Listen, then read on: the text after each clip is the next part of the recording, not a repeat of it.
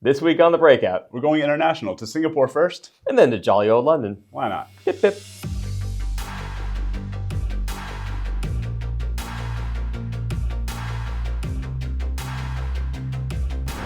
Welcome to The Breakout. I'm Mehta. And I'm Ferran.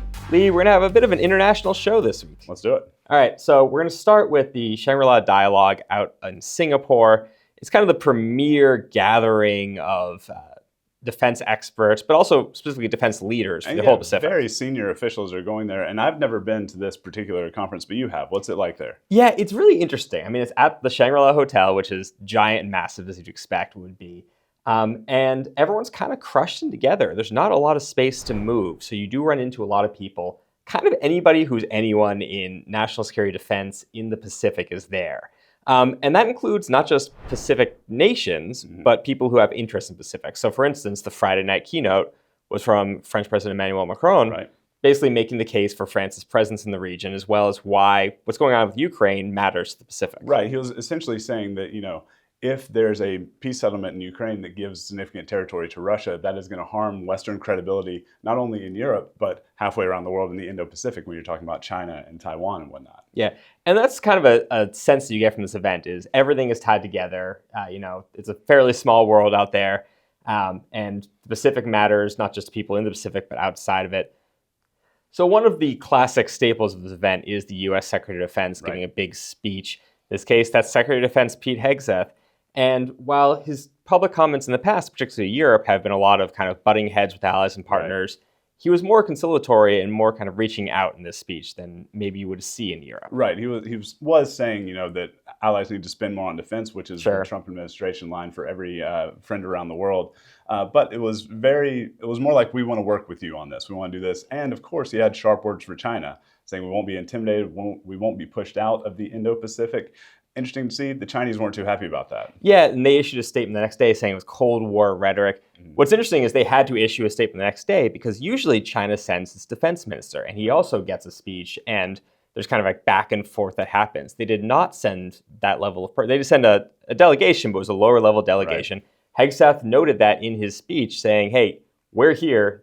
Other people aren't. That shows you who's willing to work with people in the region. I mean, quite an interesting show. Go to breakingdefense.com for details on all the news that came out of it. And when we come back, we're going to go to jolly old London. Jolly old London.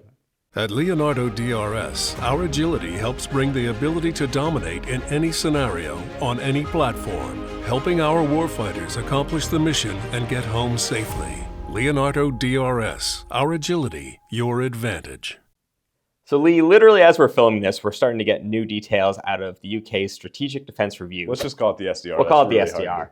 So this is the UK's big defence paper. They do it every couple of years. It sets not just acquisition plans, but kind of broader strategic goals. Well, and this one, they were trying to really reorient the way they want the British military to fight. And there were a few kind of key details that have come out already before the release. One is a huge investment in AUKUS subs. Yeah, we knew that they were going to be buying AUKUS subs, right? That was part of the whole AUKUS deal. But we hadn't heard a number. Now it's 12. We know that that's a serious number.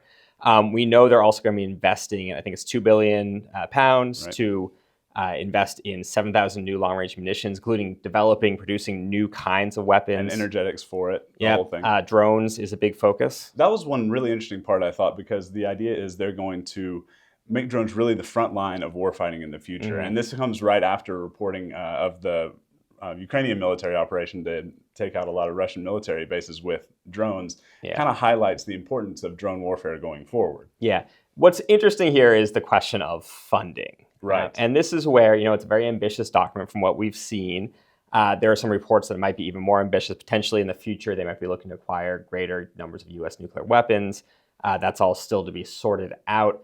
But the question that you're seeing from analysts right away is, all right, so where's the money? Right, and because this doesn't, at least as we've seen so far, it doesn't enumerate a greater spending in defense from the GDP percentage. That NATO, we have reported, it seems like NATO at the summit, or maybe before that, is going to say they're going to try to hit 5% of GDP as their spending target, and that's a little complicated, but it's going to be 3.5% on core defense capabilities and 1.5% on some kind of vague related things, whatever. That's still quite a jump from what the UK is planning right now. Yeah, so they're sitting about 2.5 is kind of their broad plan.